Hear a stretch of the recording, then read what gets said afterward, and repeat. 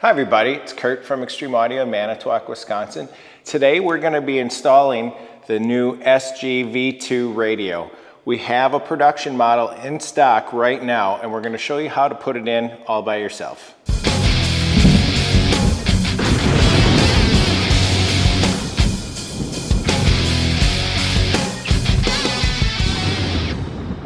Alright, we're going to start by protecting the fender. First thing you want to do is always put a fender cover on. That's going to prevent any kind of dents. If you drop a screwdriver, that's going to prevent any scratches on the fender. All right, we're going to remove the fairing. There's 7 T25 screws that we need to take out. 2 on each side here, 2 down below, and then 3 across the top.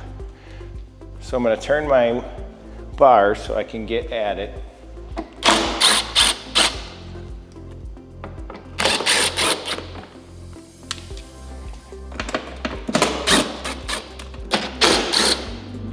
Then we'll remove the T25 screws across the windshield. I like to take the right and the left off first. And last, we'll take out the center screw.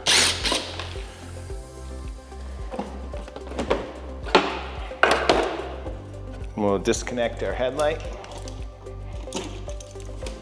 To take the radio out, there's 4 3/16 Allen screws that hold it in. And you can simply, I like to use an extension to get in there. And you can simply pull it out. Now that we have the 4 screws removed, we're gonna pull out the antenna, disconnect the power wire. You're lifting up this tab right here and pulling back. And then you're simply gonna pull the radio towards you. Okay, next we're going to put the radio in. To do that, a lot of people will take this ignition switch out, and what can happen is the pins can get misaligned.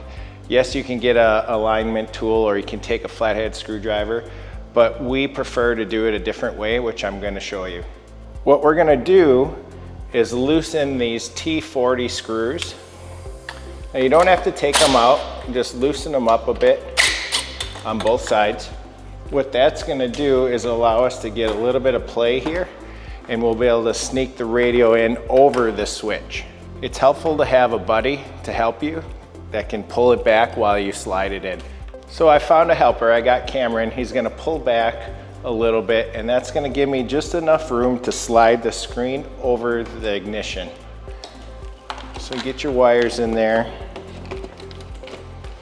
I found it helpful too to grab it from the back, and you get that lined up in place,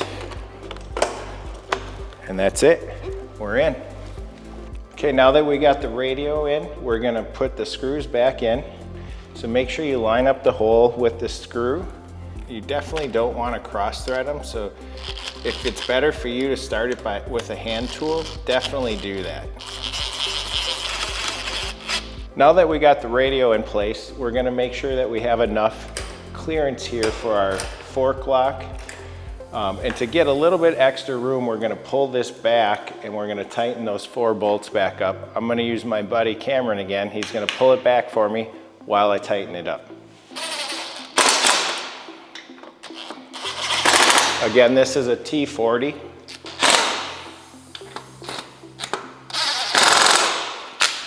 Okay, now you can see here we have a ton of room. A lot more room than we had before. All right, we're gonna hook up the indicator light. So that's gonna be up here. You're basically gonna unplug the stock one, plug this in, and that's gonna allow your oil light, your neutral, your blinkers, your brights, everything to come up on the screen. And it's a simple plug, just like that.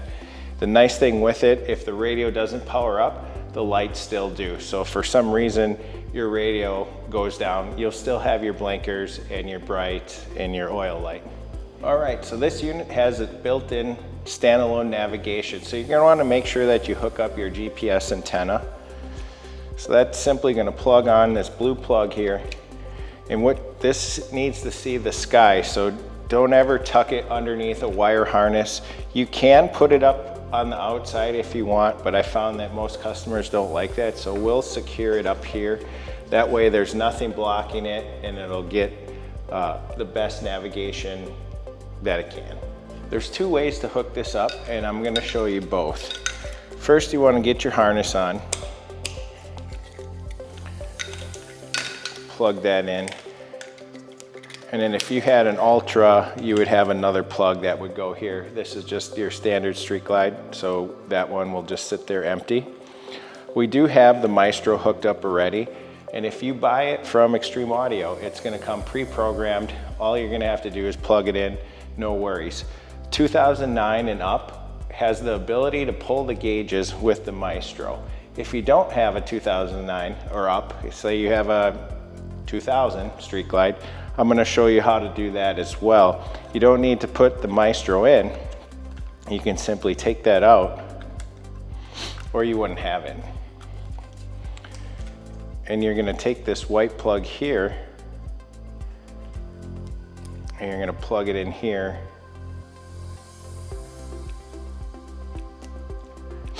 And that's going to bypass all this for your 1998 to 2008 Street Glide radio.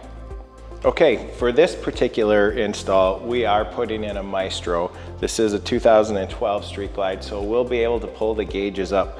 One thing I would recommend, this Maestro is water resistant, but it's not waterproof. And sometimes with these older fairings, water tends to leak in.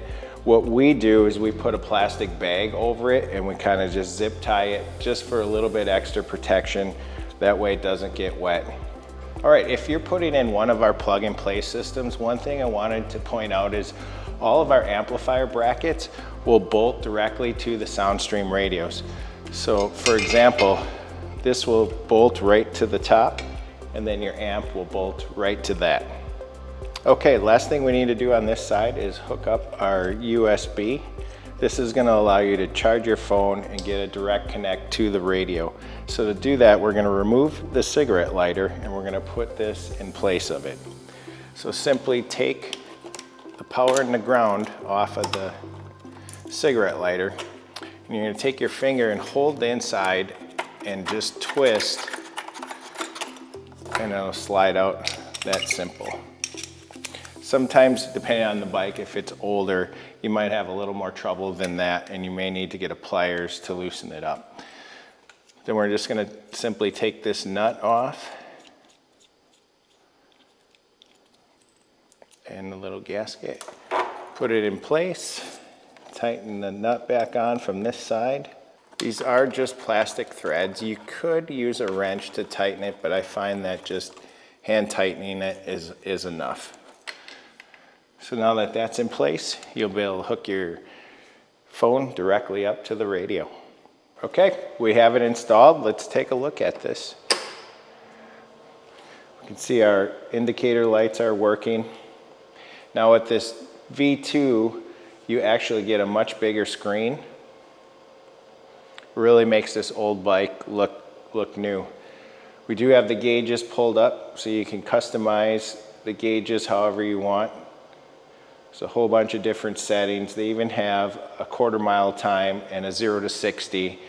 This also has its own navigation, so you'll be able to pull it up. It will do the wireless CarPlay and wireless Android Auto maps as well.